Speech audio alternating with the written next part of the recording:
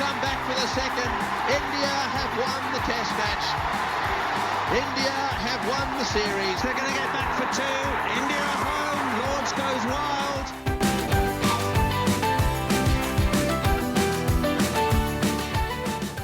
Hello and welcome to a new episode of the 81 All Out podcast.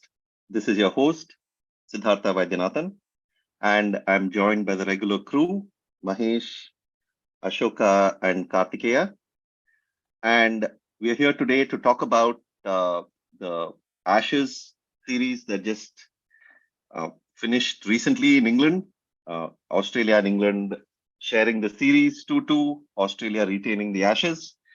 And plenty of things to talk about. Interesting test matches. They were started off with a really gripping game at Edgbaston, and then had really interesting periods throughout.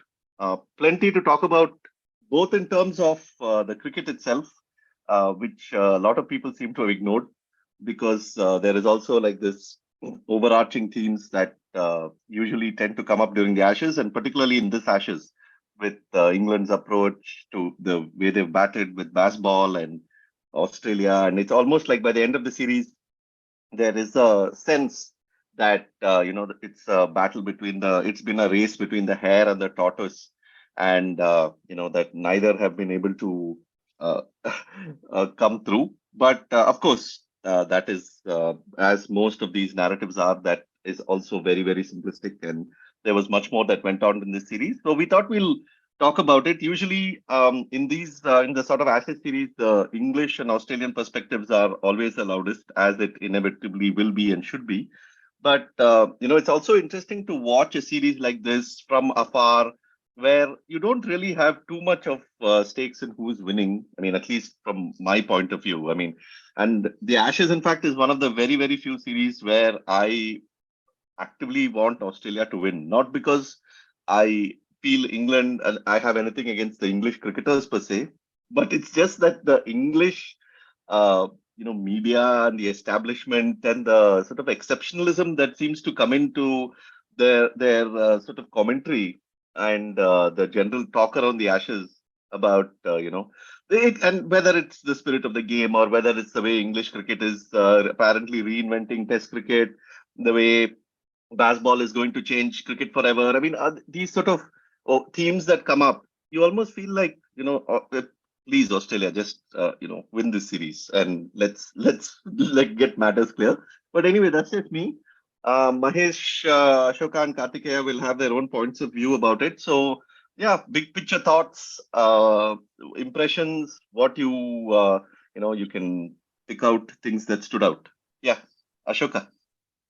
I'm disappointed that being an Indian, or giving an Indian point of view, you didn't explain to our audience what the Ashes is.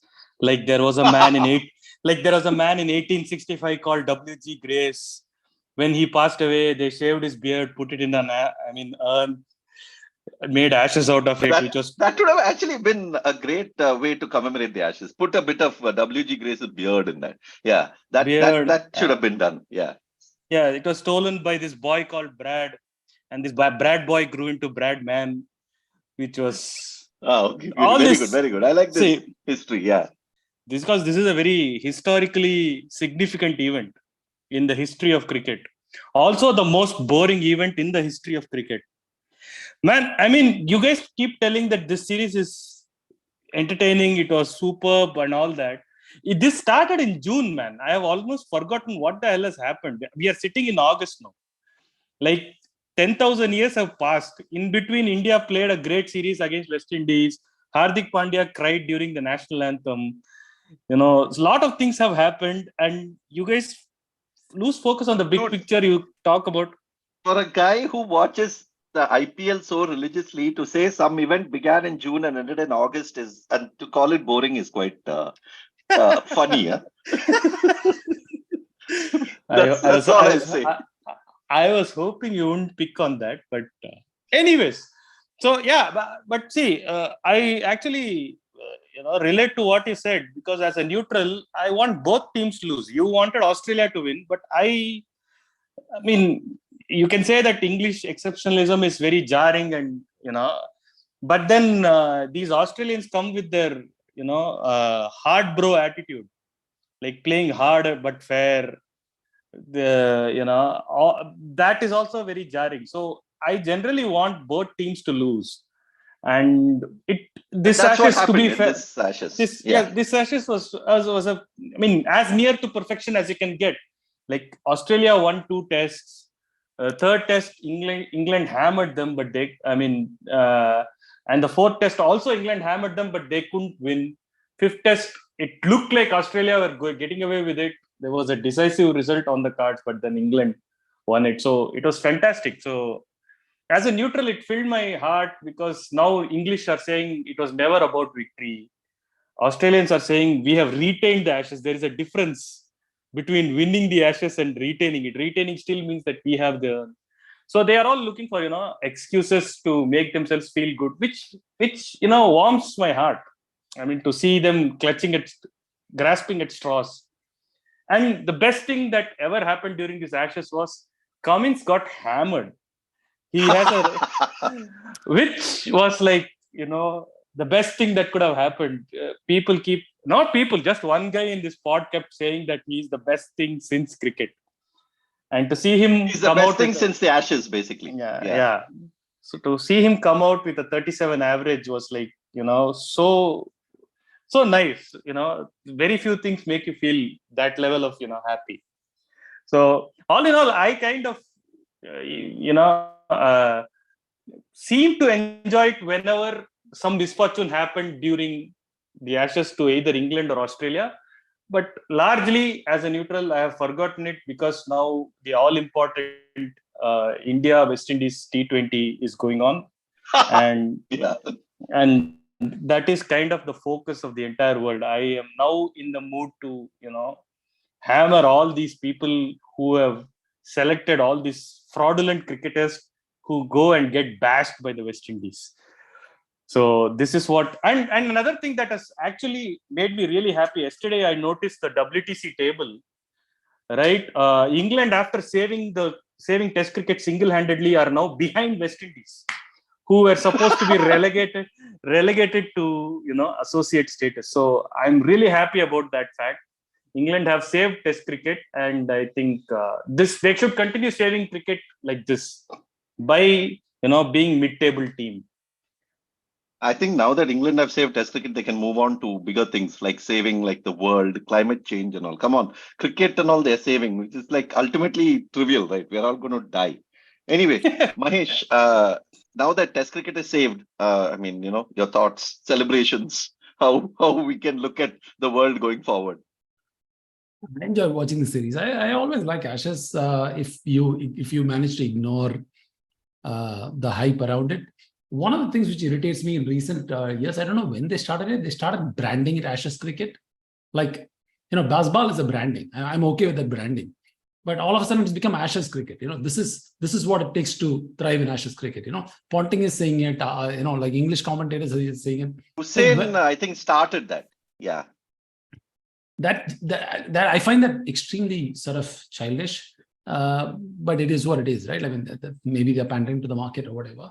And all of a sudden, I work for a company in which there are a lot of English and Aussies are there. And all of a sudden, out of nowhere, these people become cricket conscious and they want to, have a cricket chat, which is good, I guess. And it was a great series. I mean, from a cricketing perspective, it was a great series. It was close. It was thrilling to watch. And both teams had good bowling attacks for those conditions, which you can't say when they're playing in Australia. So this Australian attack in England was always going to be exciting, and that's what we got. Firstly, we now know that Ashoka is the England supporter.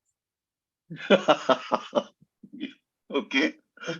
Oh, if I point out the fact that Cummins has a 37 average in a series, I am an England supporter, is it? No, you say so much for England won by 3 wickets in the third test.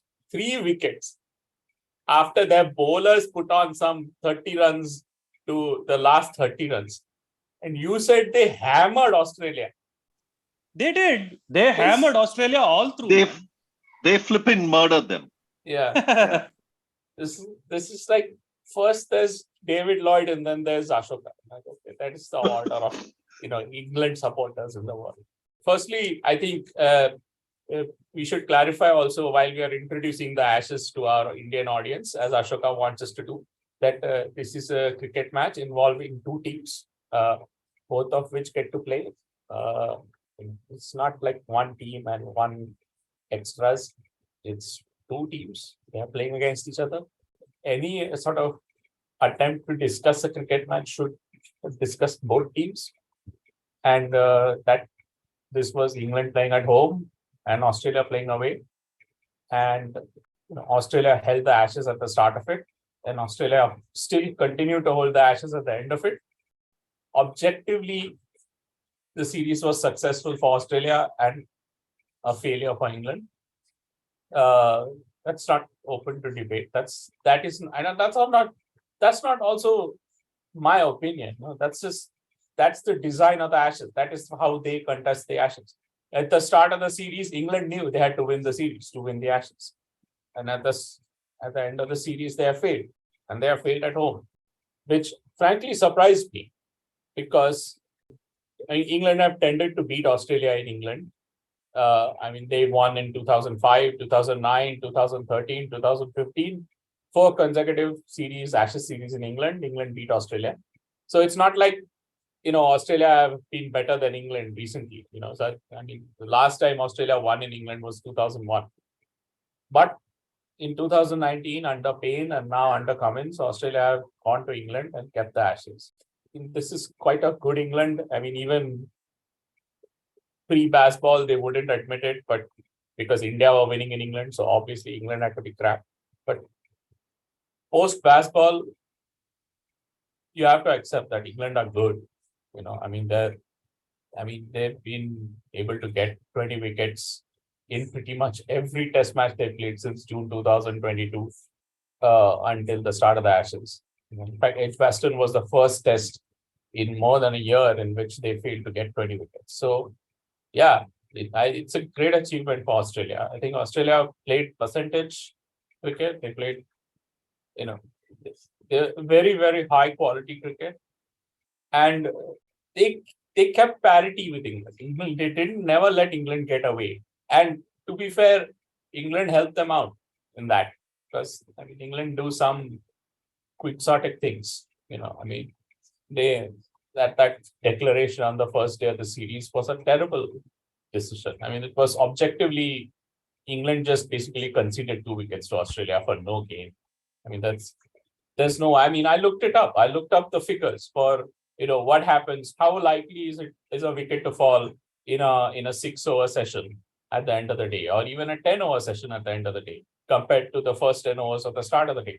And the wicket is not more likely to fall in the last 10 overs of in the short 10-over session at the end of the day with the new ball. It's not. It's just a feeling. It's just a vibes thing. It's like you start off that whole premise is it starts with the idea that, you have fresh bowlers against weary batters who have nothing to play for, etc., etc., etc. And then once you set it up like that, there's only one conclusion you can reach, which is that this is a huge disadvantage for the batters. Whereas if you think about it, actually, England are themselves, like when they play Bazball, they are themselves sort of refuting the premise of that claim, by sending in their night watchman and asking him to blast away. This is what Stuart Broad is, a night hawk. He's not the night watchman. So, you cannot. On the one hand, you cannot say that we think Bazball is an efficient way to play, and then say that we'll declare and bowl at 10 overs because we think that this is very, very likely that we're going to get 10 some cheap wickets. You're not. You just basically, there is and this is something a few discerning English observers have noticed about Bazball, that there is a strong performative aspect to Bazball. They say things which under normal circumstances, no cricket team would get away with. Like they say things like, we are not interested in winning, we are interested in some playing a certain way which is entertaining the crowd and all that. You're there. Okay, so if you're not competing, then what? That's I want to see two teams competing. I want to see two teams trying to win. I'm not there. I'm not watching a friendly exhibition game, no. But that's the sort of moment they're in. I mean, and for Alistair Cook, who played so many tests for England, who's been honored by the British government, to basically accuse the Australian wicketkeeper of making a bit of a habit, to quote him, of not paying his bills and basically lying, is just shocking. I mean, it's an incredible thing that he got away with that. But there's no scrutiny of that sort of thing, I mean, can you imagine an ex Sunil Gavaskar or some ex Indian player saying that about some English visitor or some Australian visitor to India? It would be a diplomatic incident. Yeah, and it's slander. And then his apology also was a complete lie. I mean, afterwards he said, he apologized for a mistaken identity, which means what? That some other Australian went to the barber and didn't pay his bills.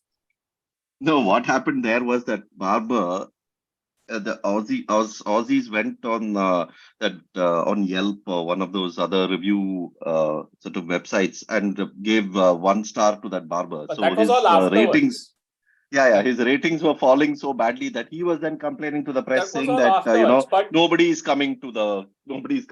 Yeah. That was all afterwards. No, but the point is that before this, Alistair Cook went on Test match special commentary with Agnew, and spouted off on this story. Could have bothered to check with the Australians, that I've heard this. Is this true? He didn't.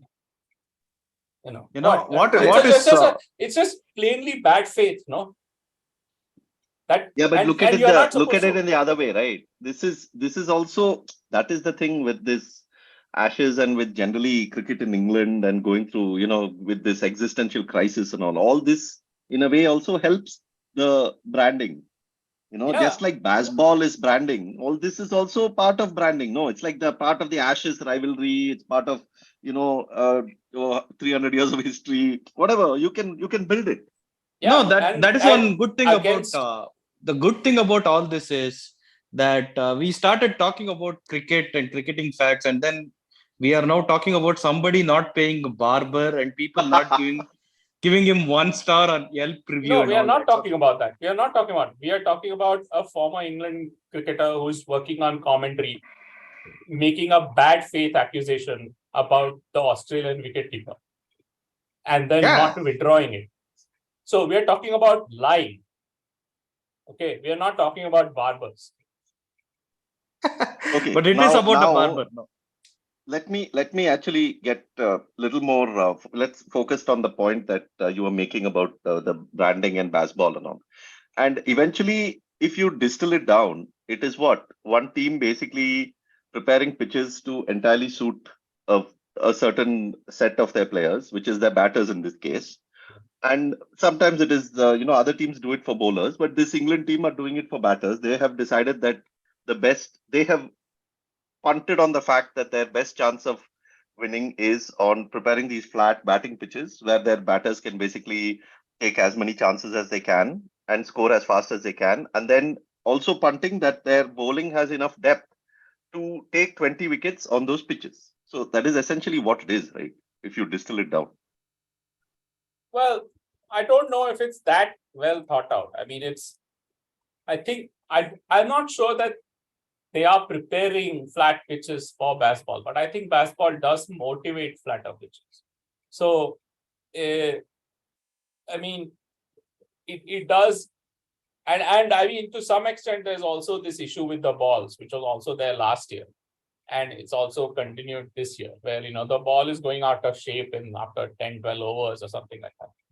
And that's an odd thing. We don't really know why that's happening. But, the point is that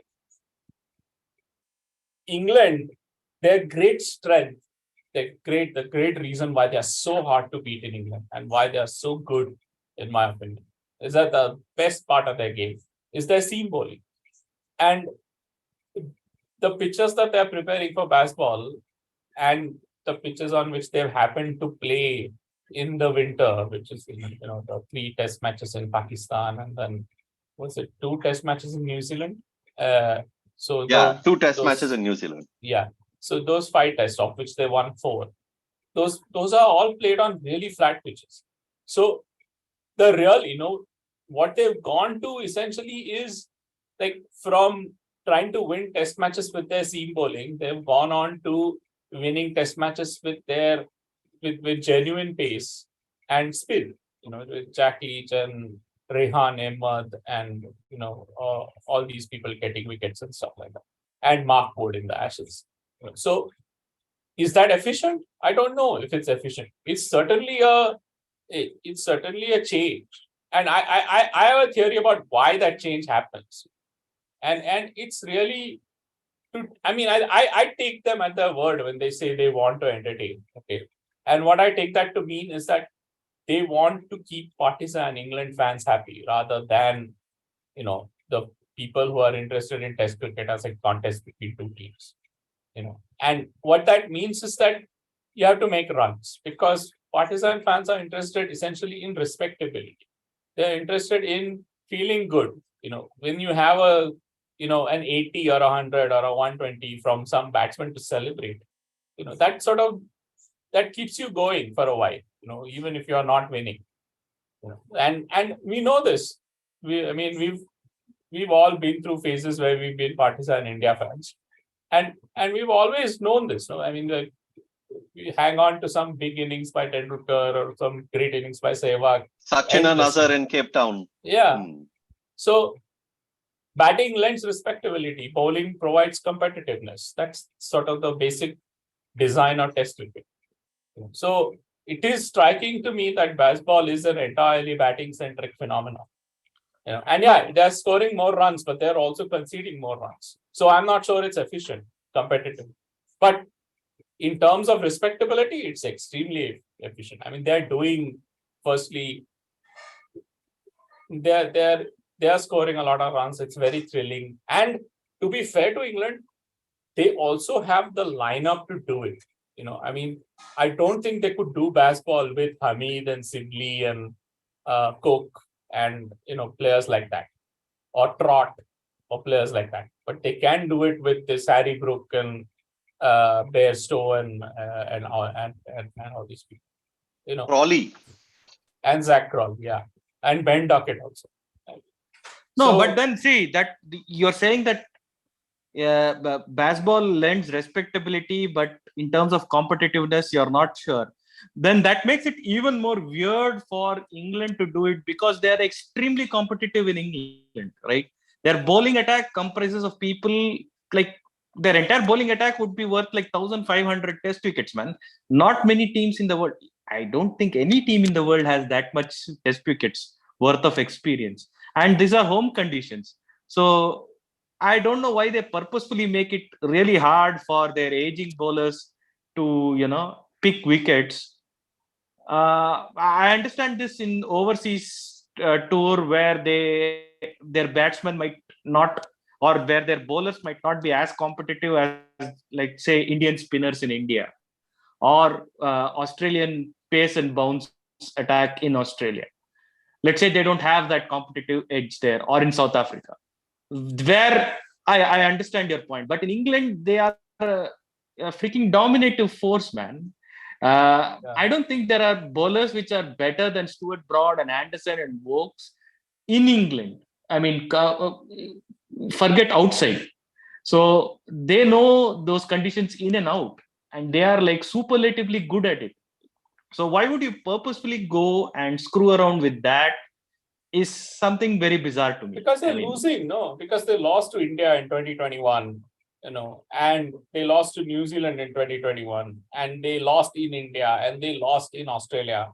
And especially in India and in Australia, they really struggled to make runs. So, Bazball is a correction to that. It's a reaction to that.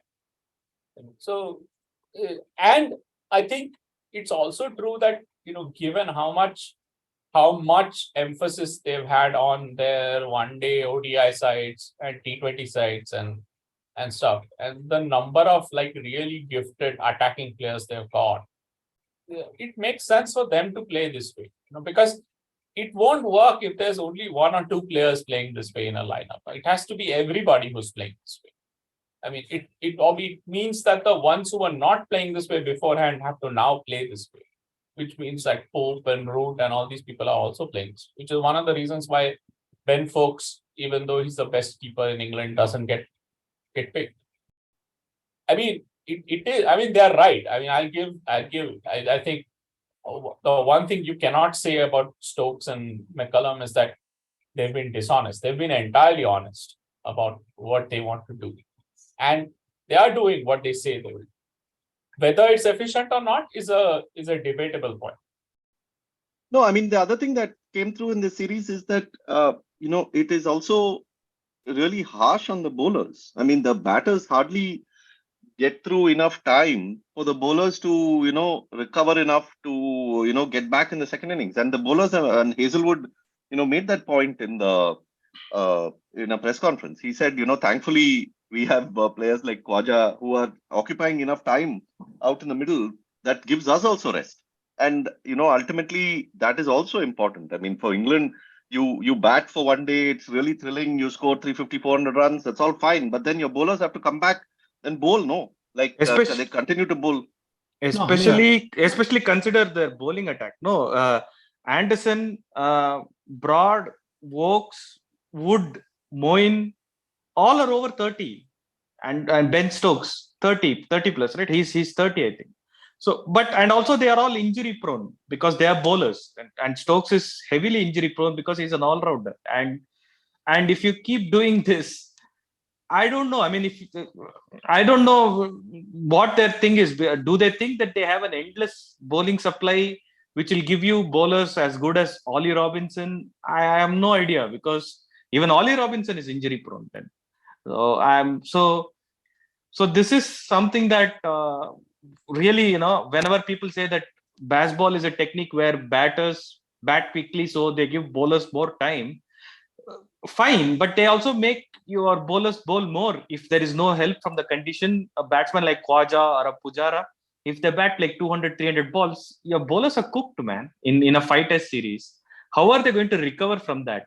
You can say that our bowlers don't participate in T20s or ODIs, they are test specialists, but still, I mean, it's a long series. You're pushing your bowlers to the max. They are not just ambling up and bowling like 100-kilometer dollies. No, they are also pushing themselves to the limit to get wickets, and these are all aging bowlers. So I don't know, maybe they are not. Another thing about Bazball vibes is that it's not a 5-year plan.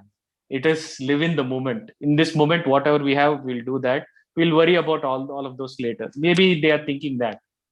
But it's like, no, I mean, I don't think any of that is true, right? I mean, you can't decide how you bat depending on how much time you want to give bowlers and so on. I mean, these are professional cricketers and they have enough bowling depth. They can rotate the bowlers and so on. My view is that the whole Bazball came about, one, as Katie mentioned, they were losing, they had to do something. And McCullum also has a tendency to bat like this when he was batting. I mean, essentially, this is about what is the best way for you to score the maximum runs that you can score. It's not a trade-off between can you score faster versus can you score more. Because if that's the trade-off, the test match cricket offers only one alternative, which is to go for the approach which helps you maximize the score, not necessarily score faster. There's no trade-off between scoring 350 quickly and scoring 400 slowly. I mean, that odds are always in the 400's favor, even if it's slow. I know they've taken this approach. They've got a bunch of players who are suited for this. My only sort of note of cynicism here is that, sure, England have got the right set of players for this, but I don't think they've got an exceptional set of players. See, cricket has always had players who can score more when they bat fast, like someone like Rishabh Pant, and who can score more when they bat at what is considered to be conventional test cricket tempo. Let's say Lakshman and Dravid and Pujara and Kohli even. These are not the players who score at 70, 80, 90 strike rate, right? A couple Dev. I mean, cricket has always had that distinction, but it's never had a team where you have a lot of players doing that. And to England's credit, it's not just a coincidence, right? Even someone like Joe Root tends to play faster under this regime. Ben Stokes, who's had a reasonable history in Test cricket before, is playing faster in this regime. So one, they've got the players for it, but also the existing players are adapting themselves to play this way. Now, the only cynicism for me is that if it is true, like if you look at Test cricket's history, in the last 30 years, we've been like in the last 3 decades, we've been the scoring rate has been at about 50 strike rate, right? And organically, it's actually improved over the years. There are some exceptional decades in between, but over time, for instance, from 70s to 80s to 90s, there was an increase from 40 to 43 to sort of 49 and 50 and so on. I think for 90s, post 90s to 2000s was a big break from 43 to like 49 or something. So there is a case to be made saying that the Test cricket takes its time to find the next sort of scoring rate, which is optimal, right? So is Bazball exploring that? Is it saying, okay, the current status quo is too conservative. Let's see how much risk we can take incrementally without sort of losing much of the upside of scoring runs. If that is indeed the case, and they've done it for a few matches, I thought, like initially I was not sure, but they've done it for a few matches, then logically, there are only two things possible, right? They've been extraordinarily lucky, and this run of high scoring rate plus accumulation of score will come to an end sooner rather than later. And they'll have a few collapses down the road. Or the rest of the teams will sort of take a leaf out of this book and start scoring faster. I mean, you can argue Pakistan did that in Sri Lanka. I'm not sure, right? See, teams have always scored fast in the past, especially in one-off matches and on flat tracks against thin bowling attack. Teams have always scored fast. So it's too early to read into it. I mean, I completely agree with KD that it doesn't alter the dynamics of the contest. Your ability to win comes from your bowling attack. And if you don't have the bowling attack that England has, they cannot win. But having said that, batting, of course, contributes to some percentage. And if they have found a way to score faster in order to score more, my sense is either they'll run out of this luck or other teams will catch up.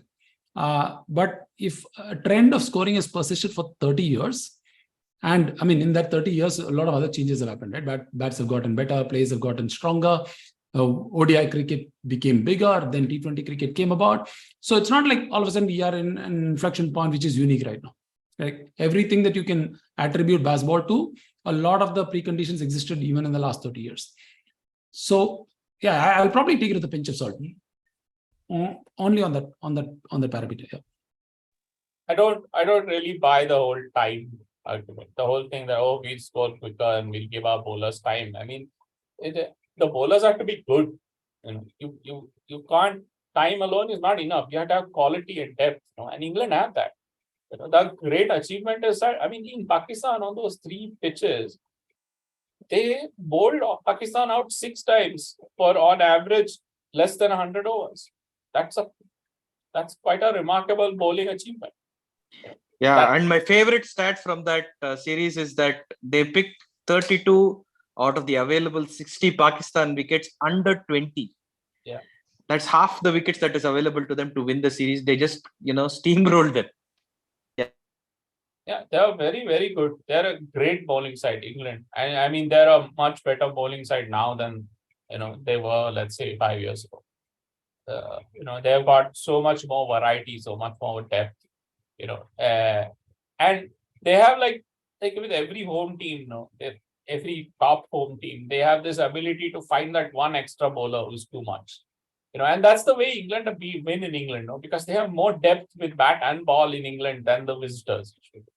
So the visitors, they just can't cope with that one extra bowler or that one extra batter who's going to score those extra runs and take those extra wickets. And Australia withstood that. And they withstood that despite the fact that they lost Nathan Lyon, and they made like one selection error and by not picking a spinner for Old Trafford.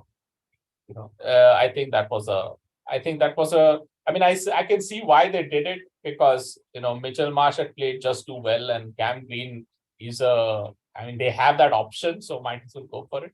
But, I mean, Bazball's kryptonite is spin, in a sense. Because it's, firstly, the thing is that when you throw your bat at the ball, when the ball has pace, you're going to get a lot of edges, and when the bowling is quick, the edges are going to fly. England scored 474 runs from false shots in the series. Australia scored 403. Okay, so that's 71 extra runs from false shots that England scored in the series. over 5 tests. The Australian fast bowlers, when they induced false shots, they went for 3 and over. Whereas the 2 Australian spinners, Lyon and Murphy, when they induced false shots, they went at 1.3 and over. So the thing about spinners is that if you play a false shot against a spinner, it's very, very hard to score runs. So that gives the spinner a lot more control. I mean, to hit a spinner, you have to basically middle. Are you saying Om Shanti to English tour of India? Because I don't know. That depends on the pitches. That depends on so many things. I mean, I think we have a bit of a tendency in India to think that we just have to India just have to turn up to win in India. It's bloody hard to win in India. It's bloody hard for India to win in India. You have to be really good, and so it's not a foregone conclusion by any means.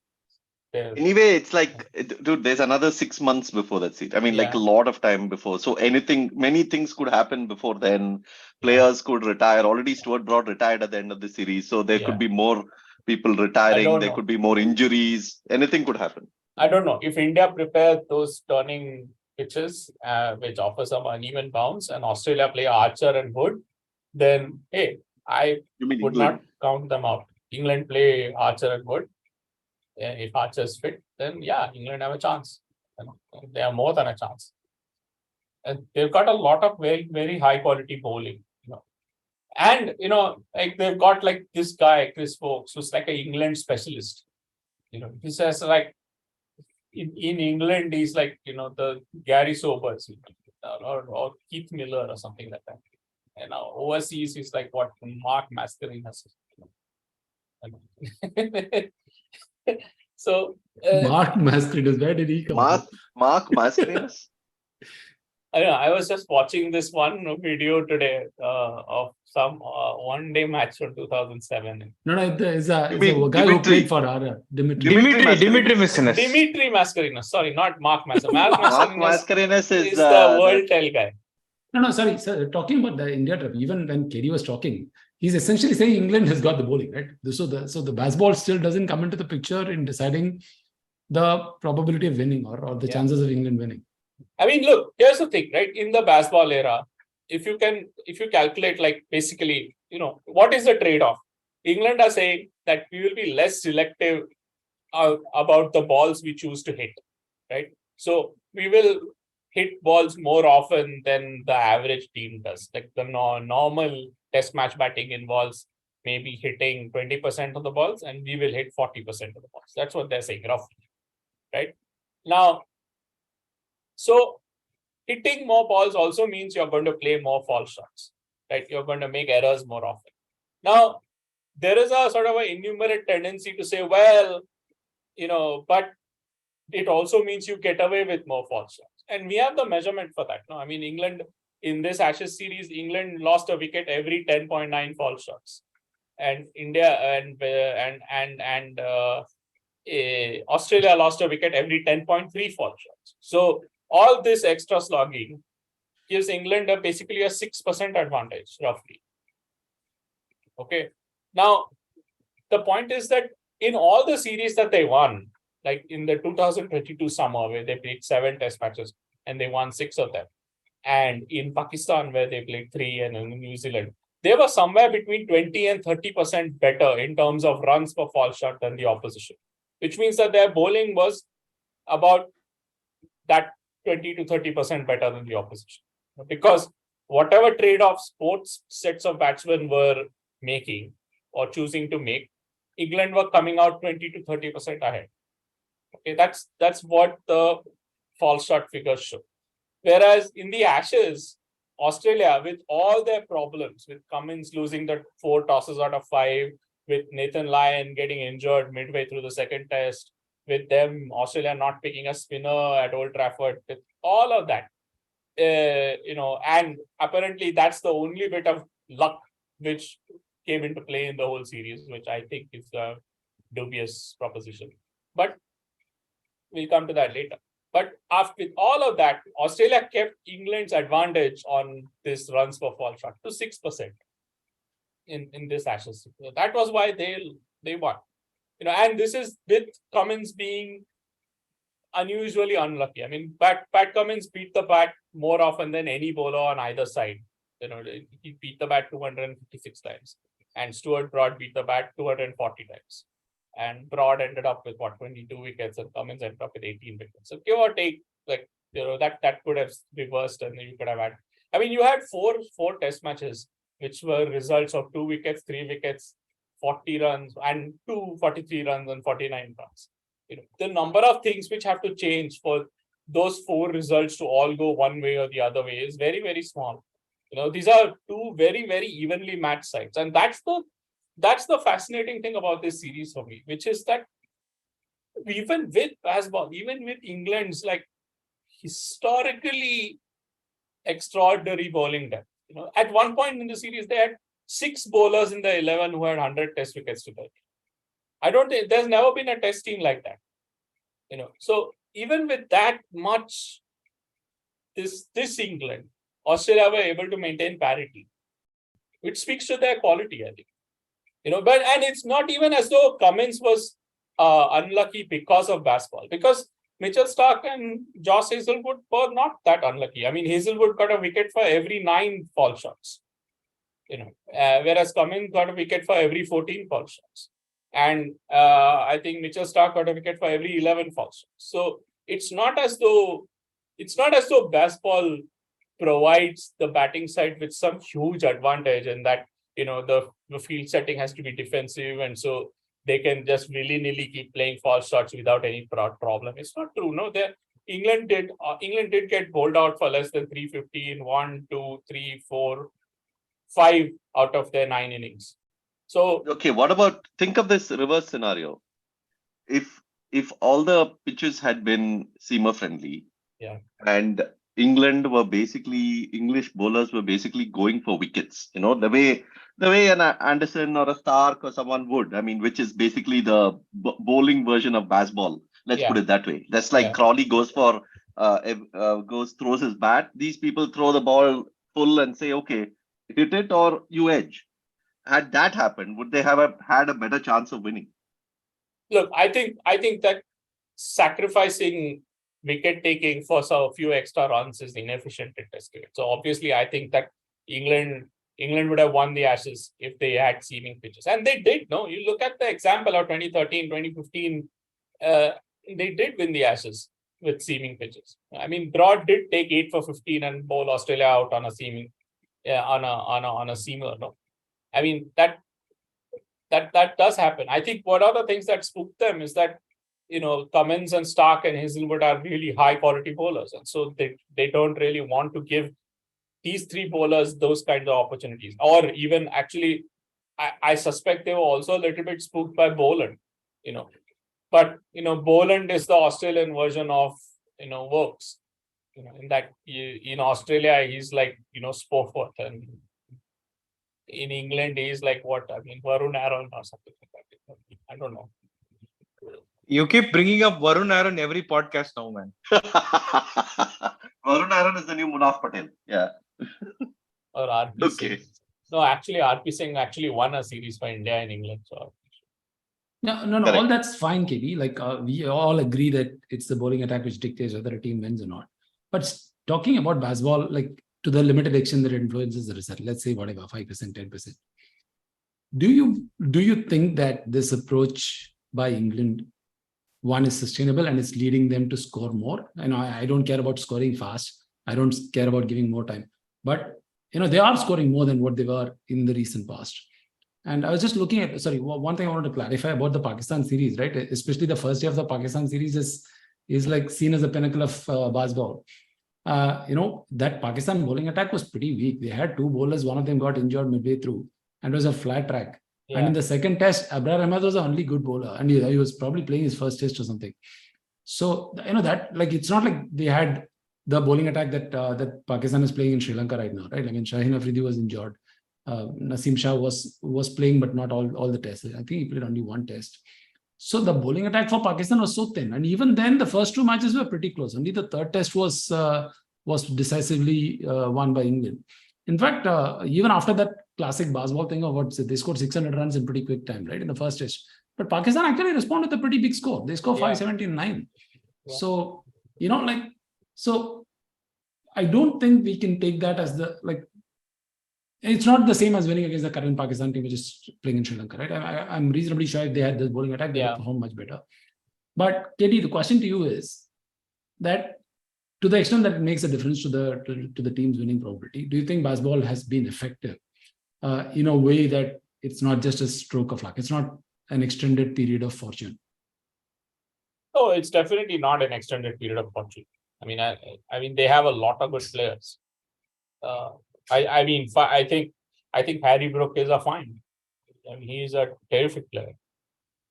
And Bairstow was always a good player. I think one of the things that has happened is that the amount of seam movement available in England has reduced because of these pitches and this ball, whatever they're using now. And that has brought all these batsmen a bit more into their own, the way they were in 2016 and 2017, before this little phase from 2018 to 21, this 4-year phase of seam movement, basically was at work, where the bowlers are getting a lot of wickets, really hard to play, and England had a lot of good bowlers, and they still have a lot of good bowlers. But all said and done, Duckett still averaged about 30, 33 in this series. And Crawley played a once in a lifetime innings at Old Trafford, which he's probably never going to match again. And still, managed about, the rest of the time he managed about the average of 30. So it is definitely giving them a few extra runs. But the point is that it's not clear that those runs are necessary. Because to win, you have to take wickets. And it is also costing them runs, the kind of conditions that they're playing in. So net, are they coming out ahead? Maybe a little bit. But it's but then there is no way of saying that if that, there is no way of proving, or is there a way of proving that those runs are, not necessary, or those runs are not effective? Because you'd never know, right? Like, they could have floated for 220. What he means to say is that they score those extra runs partly because of the conditions as well. And if the conditions was more seamer friendly, England would have taken more wickets and would have been more effective in enforcing the result and so on. It's not just that in the given conditions, it's not like they're scoring extra runs, because you can't say that because they're not playing extra batsmen, they're not batting for longer than they should. I don't think that's the case you can make given the conditions. But is it possible that they're playing in the conditions that they do because of the Bazball hype? I don't know. I think basically the one of the reasons why England are so effective in England with seam bowling is that their batters, their techniques are optimized to play seam bowling, and whereas Australian batters' techniques are not optimized to play seam bowling. And this is sort of what you saw in 2013 and 2015 in England, where is one of the reasons why the great success of those tours for Australia was Chris Rogers, because Chris Rogers basically is a professional who played in England every year for various counties for years and years and years, and he understood how to score runs in England. He understood what the trade-offs were, whereas David Warner is not built that way. Matthew Hayden was also not built that way.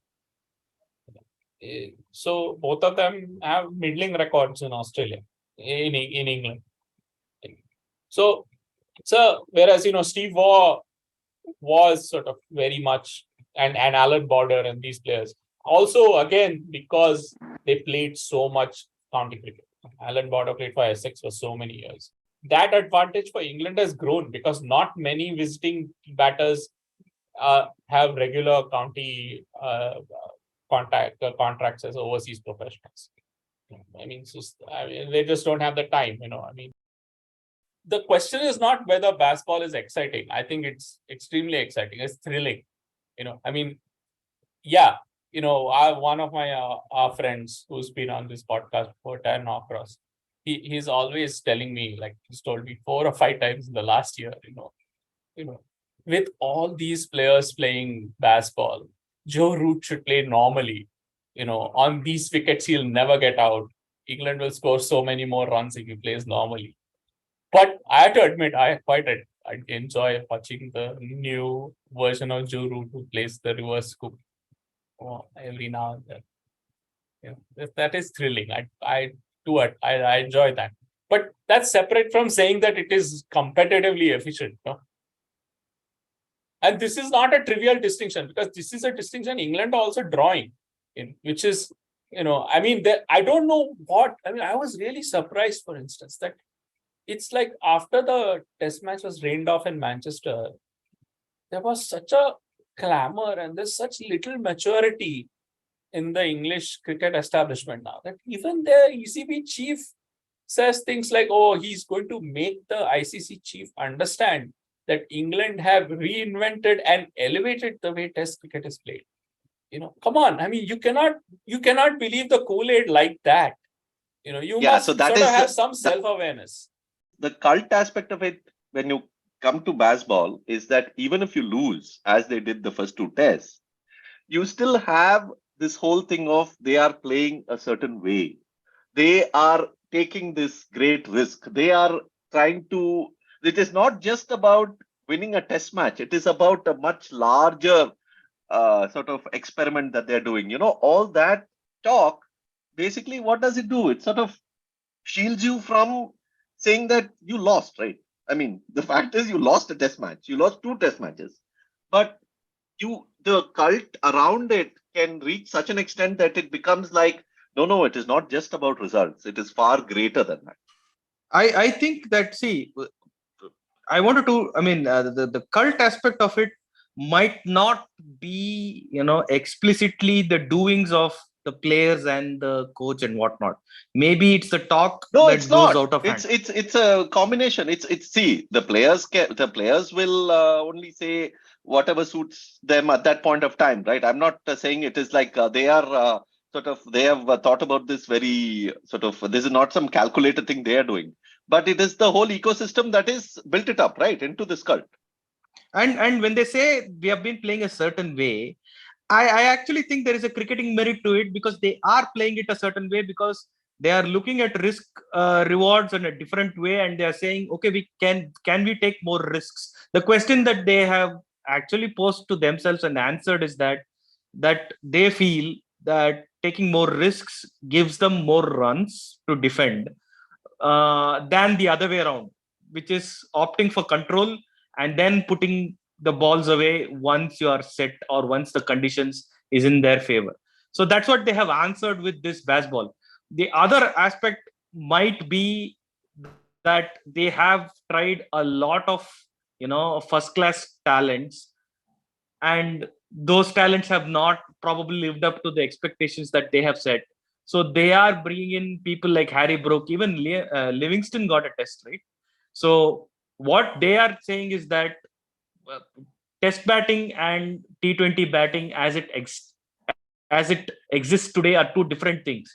Why can't we have one common philosophy to play across formats, so that our batting pool is now wider, so we can now play people like Livingston, for instance, in the test team, knowing that this is how we are going to play, and he will not be penalized for taking those many risks that he takes in a test match. So that is the hypothesis that they have arrived at.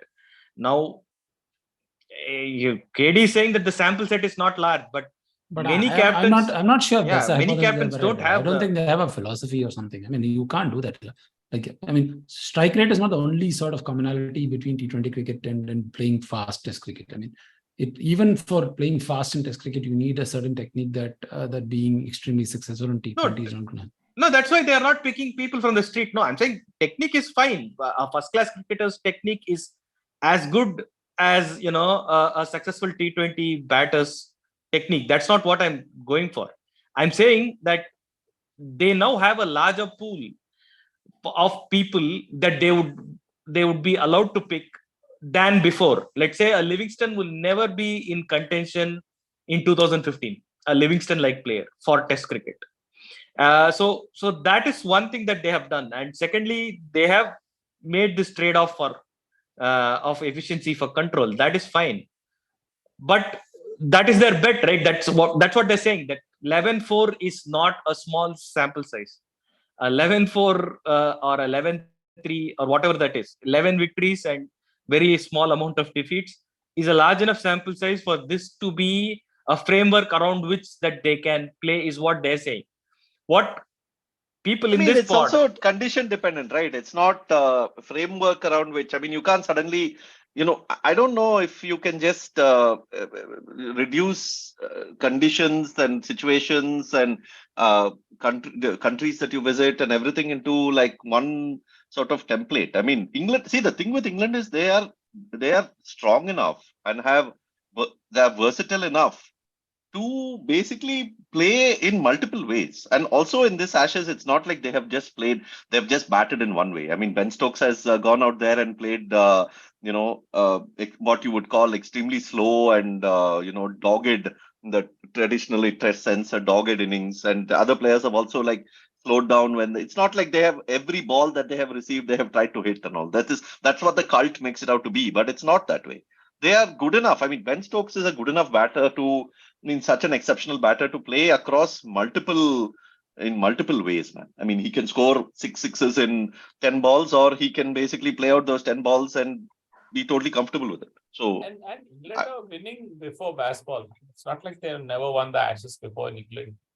They have actually done better against Australia. They've actually won the Ashes. Yeah, they've actually won series and stuff. But look, also it's also not true that England have stopped picking like from first class talent.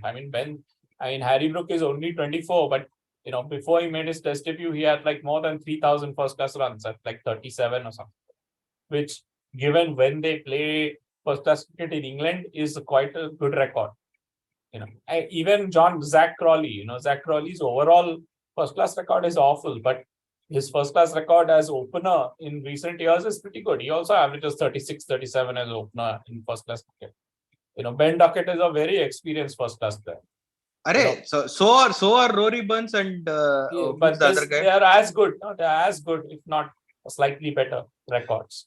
I'm not at all. Harry Brook is not. Harry Brook is a phenomenal talent. He's not a pinch hitting, shot in the dark.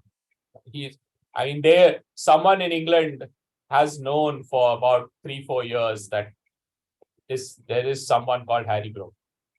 And also Ashoka, Livingston averages 38 in first class in England. I just checked. That is not trivial. That is quite good players, in English conditions. Yeah. We know them because they are like T20 professionals who play in leagues all over the world and all that. That's okay, but they are really good players. I know, man. I am not saying. See, that's the the point I'm trying to make is not that T20 players are not good at Test cricket or they don't have good first class records. That's not the point. The point is there is a certain players. No, they're not T20 players. Players known for T20. Andre Russell is a T20 player and Sunil Narayan is a T20 player.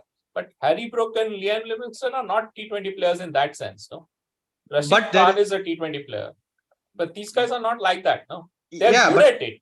They're good at it. But that doesn't mean that they're not good at other things. No, man. But the point I'm trying to make is that there has been a definite shift in the kind of player that is being picked for the England 11, right? Yeah, we don't see the Rory Burns or who's the other guy, man? I keep forgetting his name. Sibley. Dom Sibley. Yeah, Dom Sibley. No, but as a matter of fact, even Ed Smith tried this, right? He picked Jason Roy for one of the Ashes, and that turned out to be a disaster. On the same premise that if he could succeed in ODI, why not in Test cricket?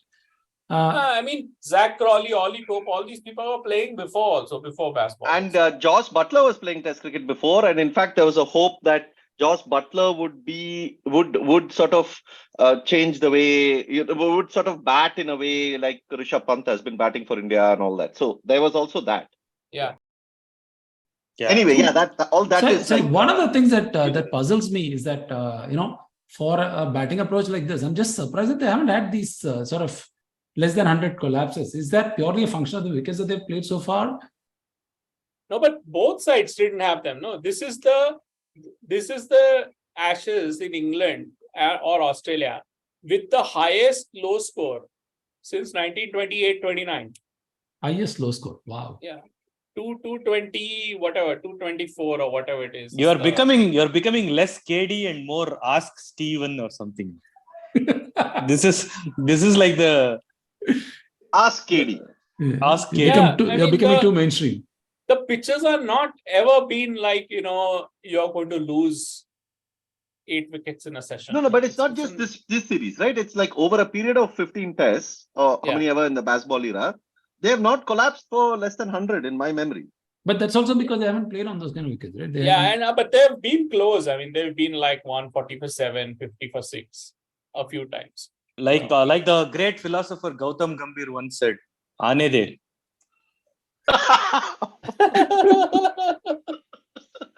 No, I mean, dude, okay. Let me declare it straight away. Let me say it straight away right now. Many months before the series, I would be absolutely thrilled if England win in India. Like with the way they're playing now, that would be like really fun to watch. I will delete this podcast. I will delete this podcast on behalf of people. This podcast will not exist on any platform if England win. I am telling this month. No. If they can come, honestly, if they can take this approach, score at 5 and over, 5+ and over, if Archer is fit, if Wood is fit, if they can, have those two bowlers at their peak, and then Leach offering that spinning support, and Anderson, who knows if he's still around, he may well be around. Of course, Karunanidhi is never going to go, Yeah, Karunanidhi is always there. Karunanidhi is not even taking the hint after Broad retired. Broad tried to retire him on live TV by dragging him into that God of Honor. Not Broad. Steve Smith tried to push Broad also did it. Okay. So they were giving the God of Honor. This guy started putting his hand around Anderson and said, "Let's both go." Anderson cleverly said, "No, boss, I'm still young. You go. You look old. You go retired. I'm going to play for another 50 years." No, if I'm saying if all that happens, it'll be like a phenomenal achievement, a phenomenal series. And if that is what it takes to beat India at home after 12 years, so be it. And I'll be totally thrilled with that. It'll be fun to watch. I will settle for them not giving Ashwin another test 100. Modest ambition. He's not saying another 10 wicket haul. He's saying another 100. I mean, one of the things we probably never get to, but we should, is like the batting of in Australia's middle order. Of Mitchell Marsh and Travis Head and Steve Smith and Manas Labuschagne. All of them made hundreds. No, actually, Travis Head did make 100, but the other 3 all made hundreds of the series. No, I mean, I think you're right. I mean, KD, in an alternate sort of universe, this is a story of Australia going there, having pitches that are basically neutralizing a lot of their fast bowler strengths and withstanding the English onslaught and squaring the series and retaining the Ashes. I mean, that is the story. I mean, in sort of what alternate universe? That is the universe. And Khwaja was not meant to be this super success in England as well. Right? I mean, he had a similar sort of trajectory as Warner.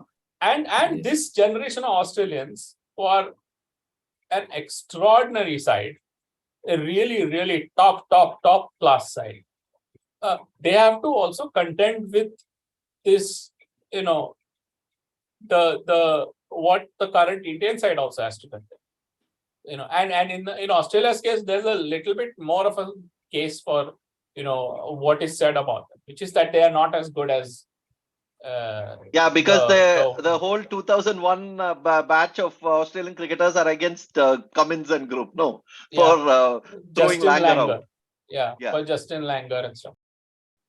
Yeah, but while we're at this bowling, I think we should not go entirely without talking about Australia, because one of the stars of this series, I think for me watching, was Mitchell Starc. Right? I mean, whatever you say about the guy, I mean, he's just like he just keeps coming at you. He is one of the great sides to watch. And I think Mahesh was mentioning in our chats also how he is the Bazball bowler, right? I mean, he is the ultimate Bazball bowler.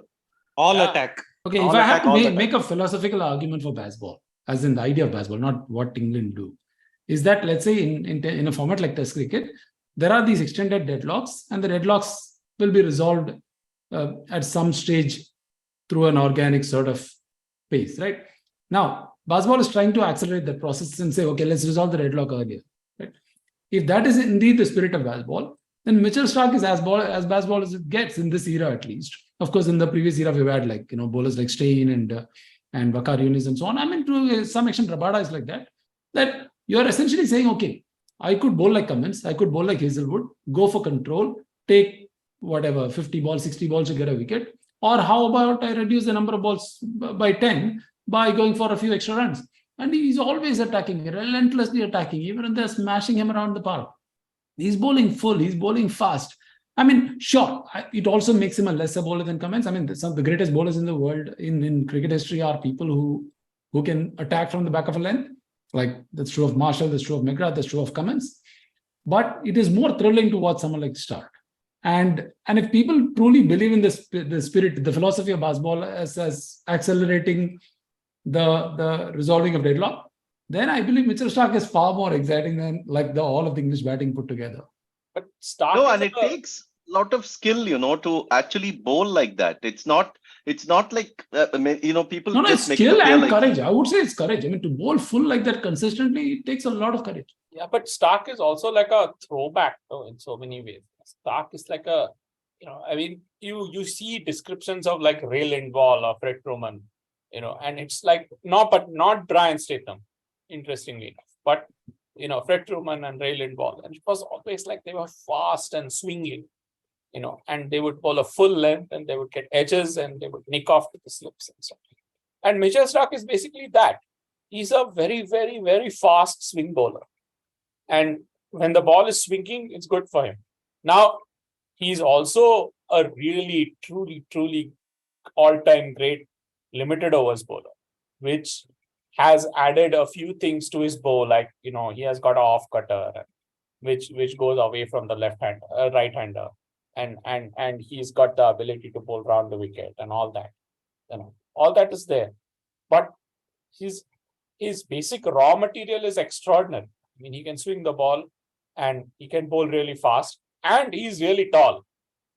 I mean, Starc is like deceptively tall. But the thing is, the thing about Starc and Cummins is that they are so familiar. Since 2017, you've been watching them several times a year on TV all the time. So they're not strange, they're not frightening. Whereas Marshall used to get to watch on Doordarshan, once every 4 years. That's live in the ground. Yeah, that's 10,000 people can watch that. 20,000 people can watch that, and that too, most of them from pretty mid-wicket or something like that. But I think so Starc and Cummins are not that strange. Even Anderson or Stuart Broad, another great bowler. Great height, great ability to use the crease. But very much a English seam bowler, not an Australian swing bowler. Stuart Broad comes on the third day of a test match and announces his retirement, after which Sky, after like some 10 minutes, have already prepared like a complete elaborate montage and a docu-feature on him. Quotes and all. With quotes and everything. They have everything ready. Okay, but give it to the guy. Okay, I mean, he could have easily, in the next 2 days, he could have easily got smashed and Australia could have gone on to win this match and everything. But no, Stuart Broad has to announce this on the midway through a test match, and then he has to retire on a high. He has to get the wicket off the last ball. He has to hit a 6 of his last ball in test cricket. Come on, you got to give it to the guy. Yeah. I mean, for all his whatever showmanship, there is something to doing this. No, he's the original Barbie. No, he's all this Barbie Oppenheimer stuff. He predates all that. He's the original Barbie, and Anderson is the original Oppenheimer. But see, That should be the headline. That Broad is Barbie and Anderson is Oppenheimer. Yeah. But see, the problem with Broad is the good thing about Broad is he's an excellent bowler. I mean, he's an all-time great. 600 wickets for a fast bowler is probably not going to happen again, unless Rabada has a freak career, unless Test cricket, South Africa play a lot more Test cricket. I don't see anybody coming near 600 other than Rabada. Yeah, but it's only, come on, it's not like this is always painted like, oh, what will happen in the future?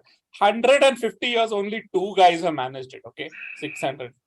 It's not like, era, it used to be very common and now it's less common. No, it's always been and very, it was supposed to be less common in this era than last. And we got 600 wickets in this era. So the Truman got 300 and said the next guy who gets it will be bloody tired. And this fellow has gone and doubled it now.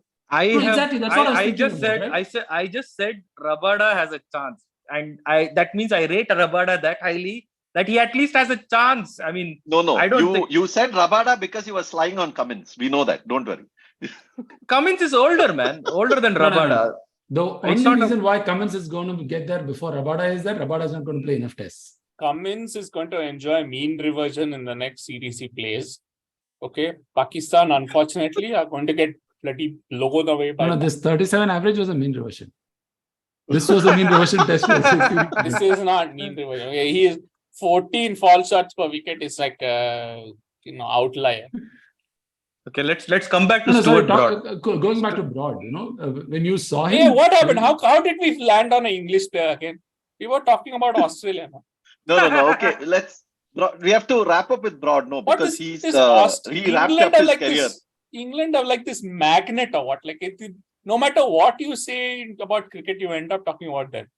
No, but Broad is more nonsense. England, no, he's like a great, all-time great. Talk. No, what can you say about Australia? The most entertaining thing you can say is that Cummins kicked out Langer because he was oak, and that's where the joke ends. But with England, it just keeps going. There are two. But do you have anything to say about Stuart Broad? That is the question. Yeah, I was about to say that now everybody is distracting me. So you're talking about Fred Truman, right?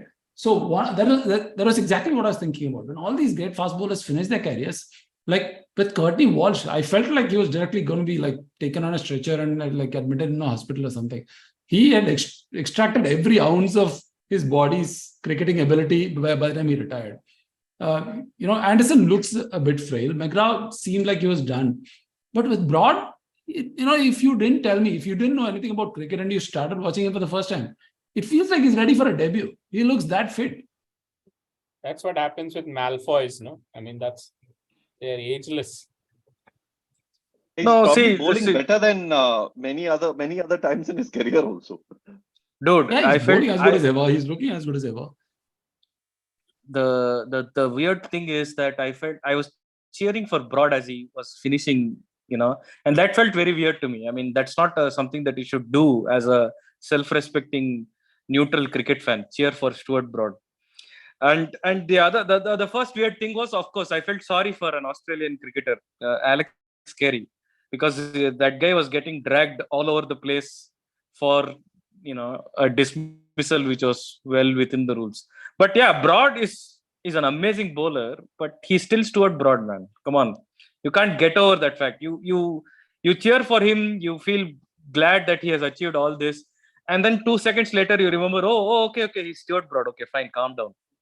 Didn't he say before the series that because it was COVID, those series are all null and void and all those results are null and void? No, that I agree with Kerry. Broad is probably the only English cricketer who's fully self-aware. I don't buy into that when Stokes is talking, and even when Root made a case that there should be an extra day, we should play like throughout the day and whatever. I don't think they were self-aware, but Broad is completely self-aware.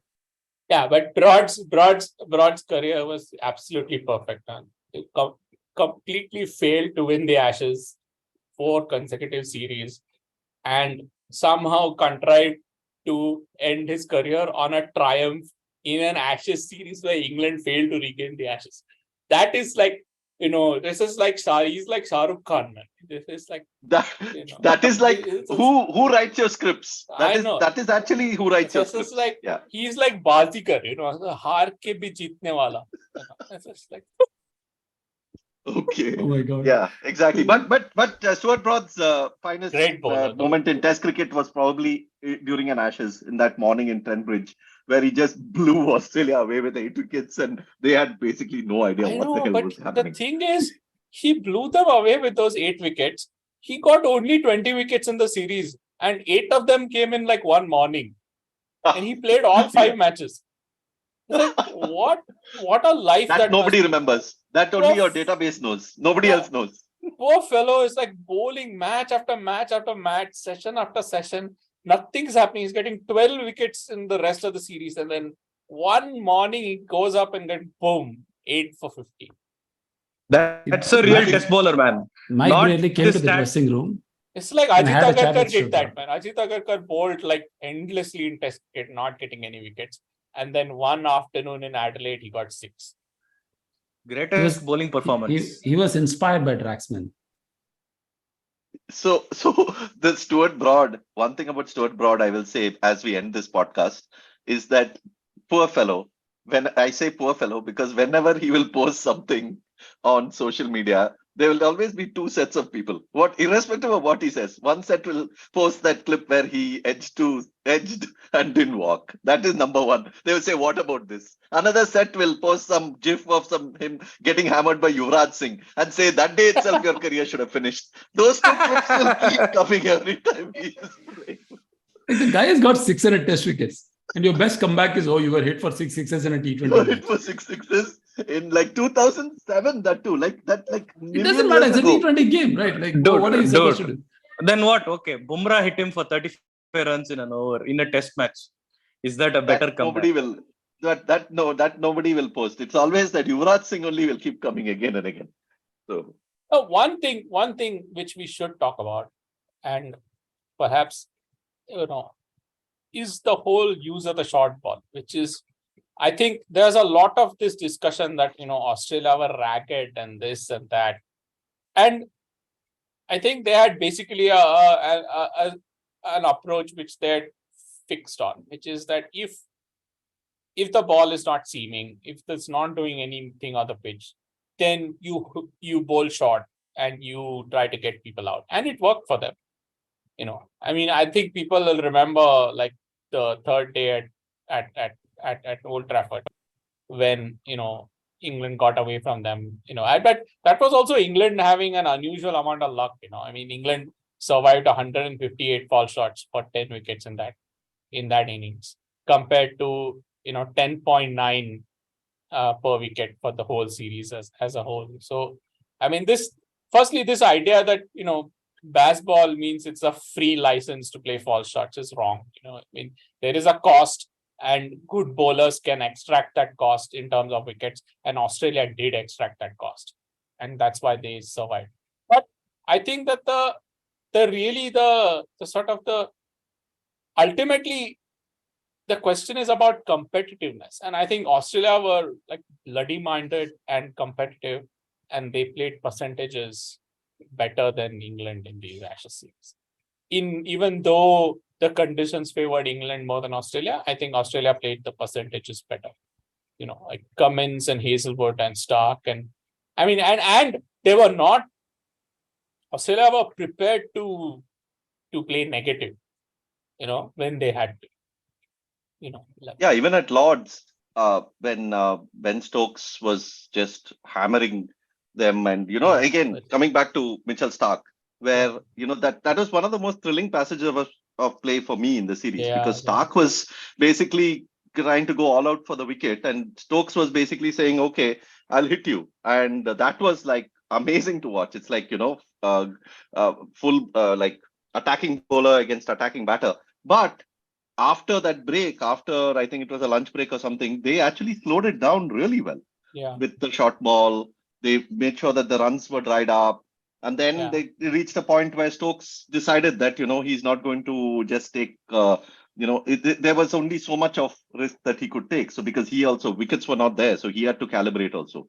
So that was a really good day's cricket. I think the final day of the Lord's Test was thrilling in so many aspects. And what 100 by Stokes. I calculated this, if you take like the second innings at Lords, after Bairstow's dismissal.